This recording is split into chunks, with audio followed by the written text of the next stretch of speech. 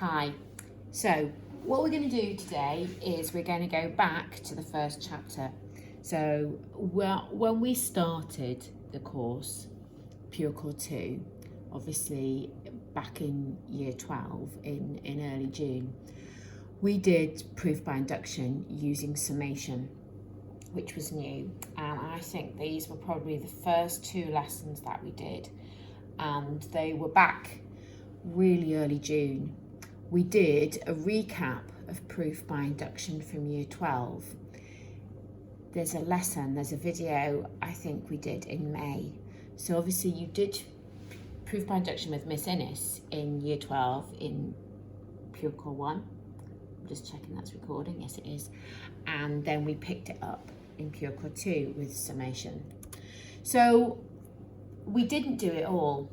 There's a little bit that we didn't do that involves differentiation, and the reason we didn't do it is because you hadn't done the differentiation to enable you to do it, and now you have. And I thought this would be a really good time, so for today where you're not in school and you're not having timetable lessons, although we would have had a further maths lesson, I thought it might have been it's a really good time for us to pick that up. I don't think you'll find it very difficult at all. So here's an example. So this is our example 1, and example 1 we're going to, it says here that y equals x times e to the x, and the first thing that it asks you to do is it's going to ask you to differentiate them. So you can see probably straight away the reason that we didn't do it in early June is because you hadn't done the product, you hadn't done chain rule, product rule or quotient rule. That's why we left it. So all we're going to do here, so I'm going to start, now it takes me just a minute to get used to this little visualizer here. So again, what I'm going to do is I'm going to find dy dx. So I'm going to let u equal x, and I'm going to let v, or I press something there, equals, and that's not good. So I'm going to let v, I'm not used to this being the mouse. So v equals e to the x. So straight away, by the way, that's an e to the x. Straight away, I've got u dashed is 1 and v dashed is e to the x. So instantly, I'm struggling with that little x there. So I know that dy dx is v du dx plus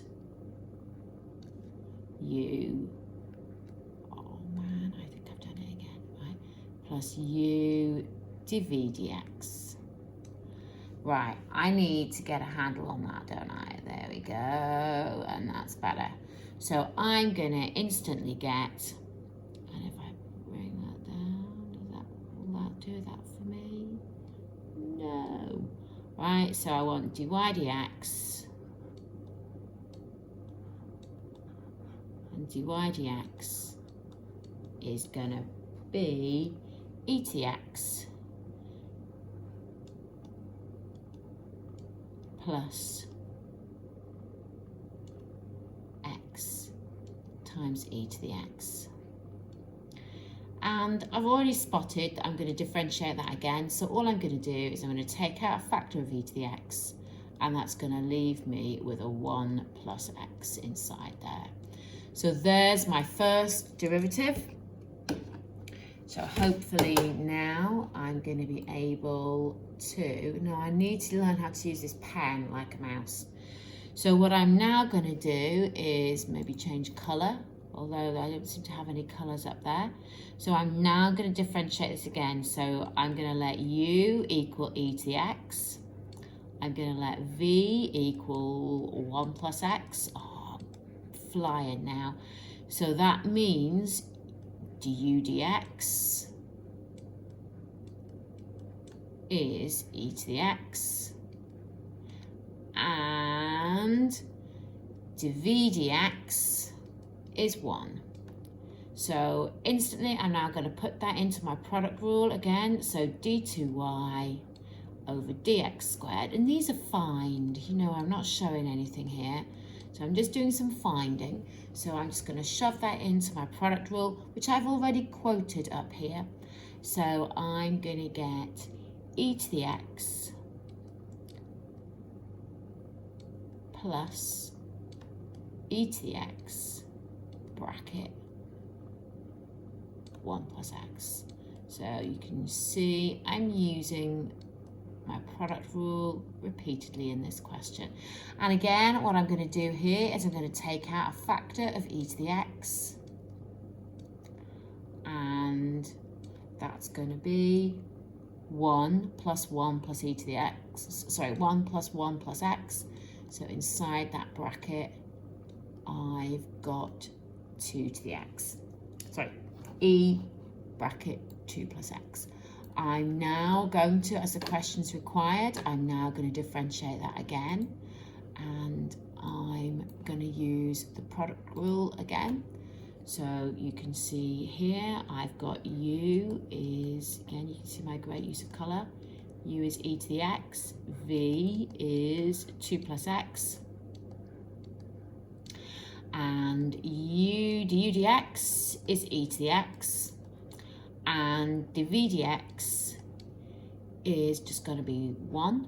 So again, I'm now going to use my product rule to differentiate again for the third time.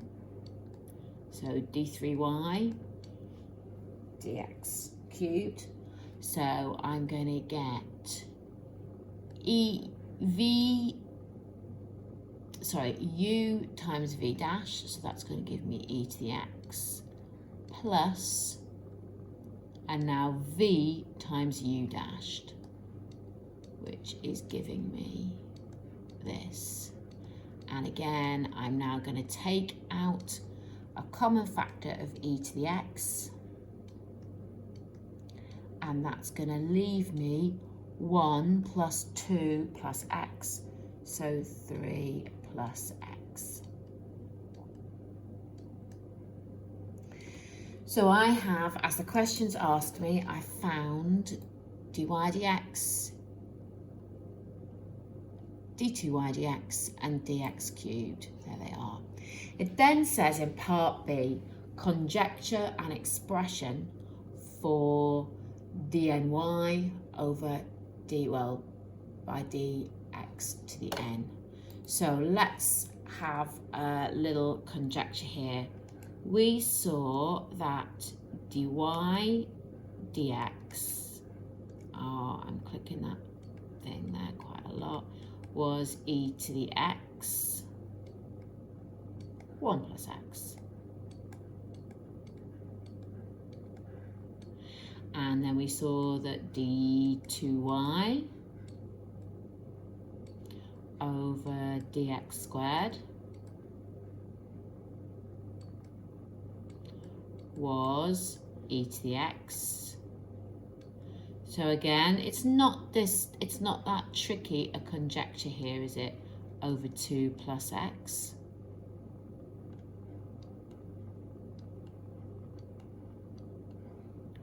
And then we saw that d3y all over dx to the 3 was e to the x. Okay, this is a better angle that I've got here, isn't it?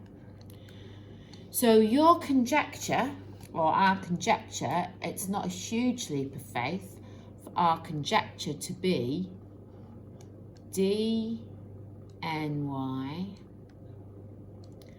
over dx to the n, because we can see here, if I'm bravely going to go here, you can see that that's obviously a 1, isn't it there? 1. When it's a 2, you've got a 2. When it's a 3, you've got a 3. So it's going to be e to the x and then n plus x. So that's our conjecture. So we are suggesting that, and the question is now going to ask us to prove this by induction. And you'll remember your proof by induction. So the first thing you do would be your base case, wouldn't it? So your base case. and if we have n equals 1, we know d1y over dx to the 1 would be e to the x, 1 plus x. And yes, it's true, so that holds. You're now going to assume, so it's now your inductive step, isn't it? So 2, that's a little 2 there. So we're now going to assume, oh, I've lost my angle there. We're going to assume that dx to the k is e to the x, k plus x. That's not what I've written, is it? I want to write k plus x. That's better. Right, here we go back. K plus x. Now, I don't think there were any, I don't think there was any criteria on here about k being an integer or anything, but obviously it would be. And I wonder in an exam if they might be a little bit more precise. Now, you know that we need to show, this means we need to show, we've almost got this in square brackets, haven't we, that the k plus 1th derivative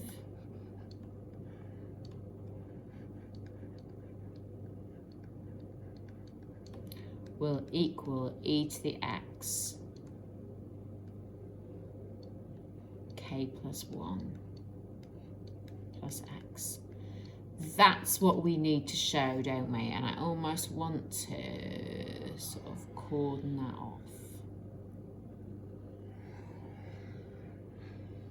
Okay. Right. Are you ready? So what I'm going to do is I'm going to take this and I'm going to differentiate it. So I'm going to use the product rule. And just because it's a proof by induction, I'm going to be reasonably careful using the product rule. So it'd probably be quite good if I could still see it. So, and I'm going to choose that, whatever that colour is there. So I'm going to have no, I like the colour, but that's not what we want, is it? So we'll choose a better colour. As you can see, I can't see what my colours are. I'm going with green. Green's good. So U is e to the x. V is k plus x. So U dashed, or du dx, is e to the x. And V dashed is 1. So we're now going to differentiate. So we're going to differentiate this here. So we're going to get the k plus 1th derivative and that's going to be e to the x times 1. I'm being really careful here because it's a show that, plus k plus x times e to the x. And if I take out my common factor of e to the x, I'm going to get 1 plus k plus x.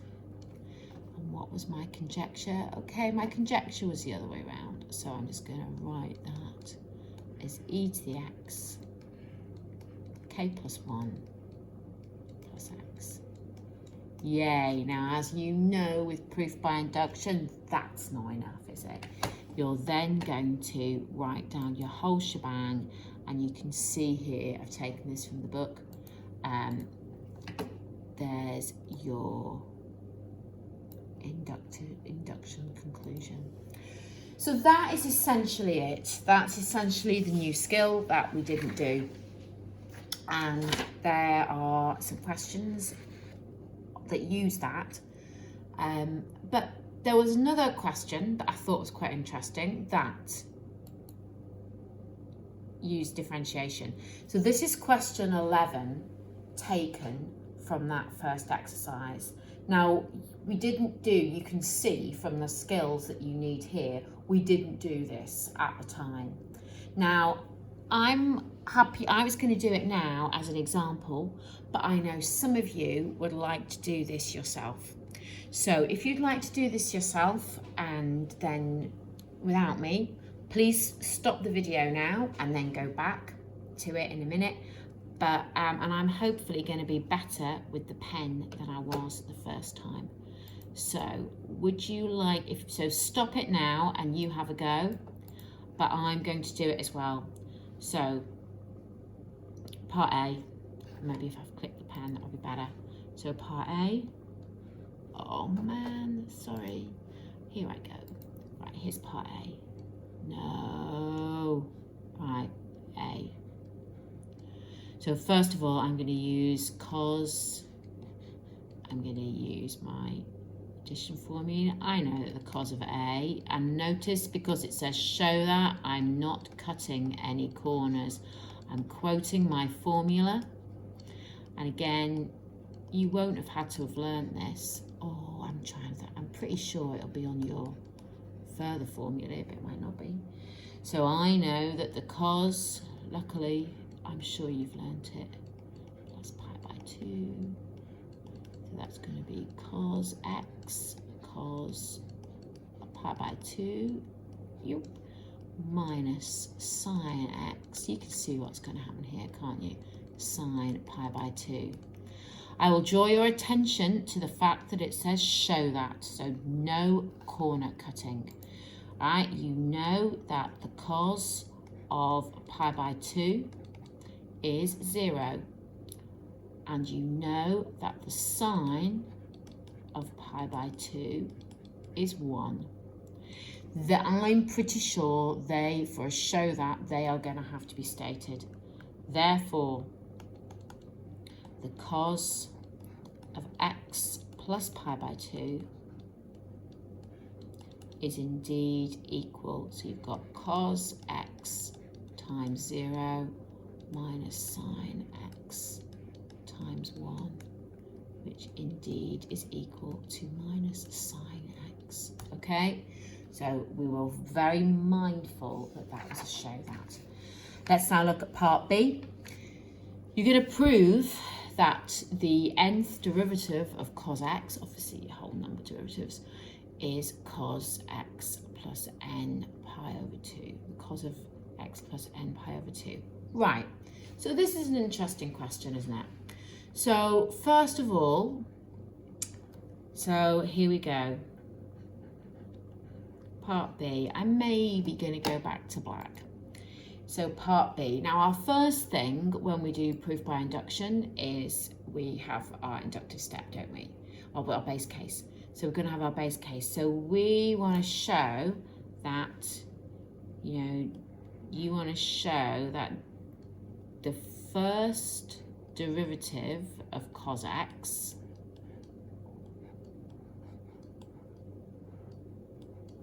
is this. Now, I know that if I differentiate cos x, I get minus sine x. I know that. The derivative of cos is minus sine. And you have just proved that minus sine x, if you go backwards, is the cos of x plus pi over 2.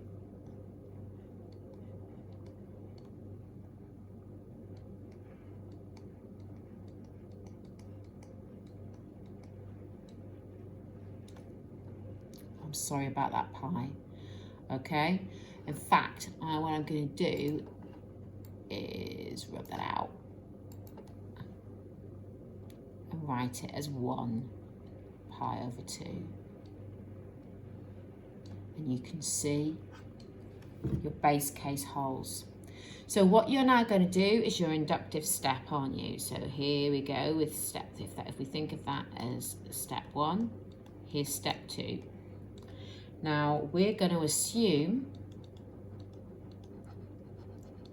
that the kth derivative of cos x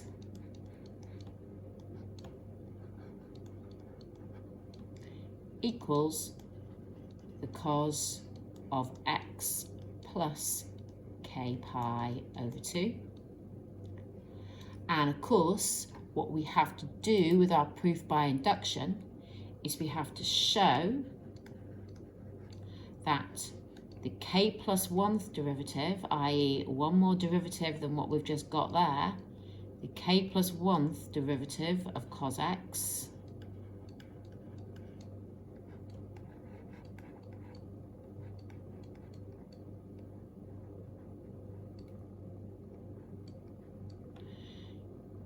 is going to be the cos of x plus k plus 1 pi over 2. And again, I might cordon that off. It looks like snow, doesn't it, instead of show. But I know you'll be able to cope. Right, so how are we going to do this? Well, we are literally going to differentiate what we've just got there, haven't we? So let's have a think about how we're going to do it.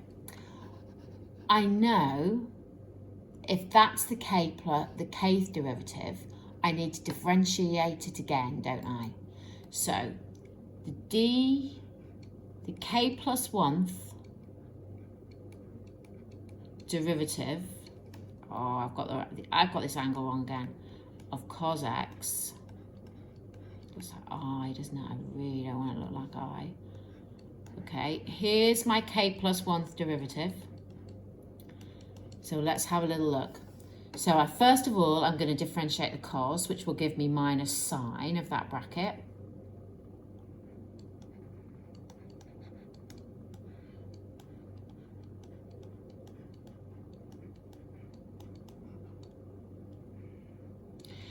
And now what I'm going to do, is I'm going to multiply by the derivative of the bracket. But nicely, the derivative of this bracket is 1. So that is the k plus 1th derivative of cos x. However, it looks nothing like that. But no worries. Go back to your starting statement. If we go back to the thing we proved at the beginning, so the cos, or let's go backwards, minus the sine of an angle is the cos of that angle plus pi by 2. So let's rewrite this out here. We know that minus the sine of an angle, notice how I've subtly changed it to an A, is the cos of that angle plus, was it pi over 2?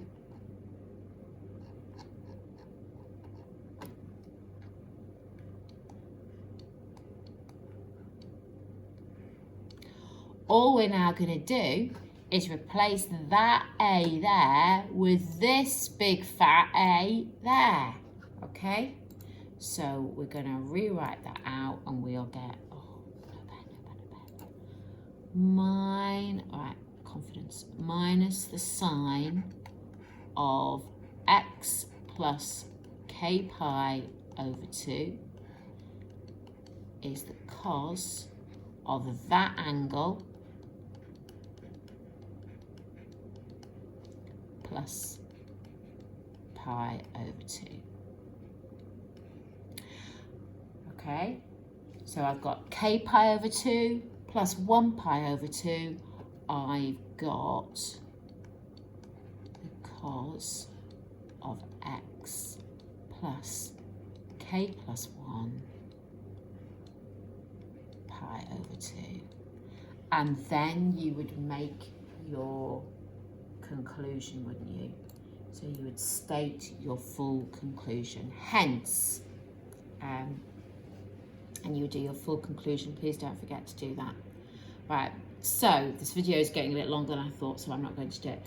Right, here are some questions. Now, I think they're quite hard. And I think it's a bit of a shame that, so, I mean, this first one, they are quite challenging. So take your time. You've got the work solutions. So I've taken them from, I think it's exercise 1A. I think it's exercise 1A. So take your time going through them and use the work solutions. Okay? So give it a good go. Question 14, as you can see. So really, I'd like you to have a look at 10 to 13. Do these. This one here is really challenging. So have a go at it if you feel able to. Anything where you've got alternating signs is a little bit nasty. So again, this is a really, really challenging question. But definitely have a go at 10, 11, 12 and 13. Okay, see how you